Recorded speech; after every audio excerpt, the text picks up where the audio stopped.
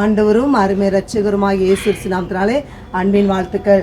வேதவாறு சொல்லுகிறது, ரோமர் 8ஆம் அதிகாரம் 26ஆம் வசனம் சொல்லுகிறது, ஆவியானவர் தாமே வாக்கு கடங்கா பெருமூச்சோடு நமக்காக வேண்டுதல் செய்கிறோன்னு சொல்லி பாருங்க. நம்ம இன்னைக்கு பல விதங்களில் பலவிதமான காரியங்களுக்காக ஜெபிக்கிறோம்.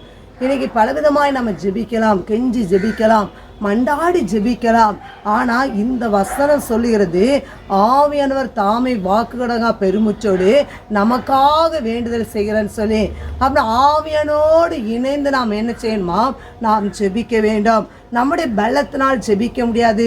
சில நேரங்களில் நமக்கு சோர்வுகள் நம்மை தாக்கும், சில நேரங்களில் பலவீனங்கள் நம்மை தாக்கும். அப்படின்னா இதை மேற்கொள்ள வேண்டும் என்று சொன்னால் ஆவியானவர் தாமே வாக்குகடங்கா பெருமூச்சலோடு நமக்காக அவர் வேண்டுதல் செய்கிற தேவனாக இருக்கிறார்.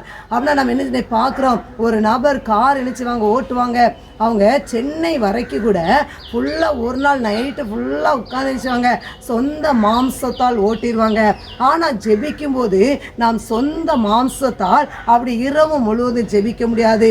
ஆவியானவர் நமக்குள்ளே இருக்கும்போது தான் நாம் ஜெபிக்க முடியும். எனவே அன்பு தேவனுடைய பிள்ளைகளே, நாம் ஜெபத்தில் நாம் ஆவியானோடு இணைந்து நாம் ஜெபிப்போமா? சொந்த மாம்சத்தில் ஜெபிக்காதபடிக்கு ஆவியானோடு இணைந்து நாம் ஜெபிப்போம். எனவே கர்த்தர் தாமே உங்களை ஆசீர்வதிப்பாராக. ஆமென்.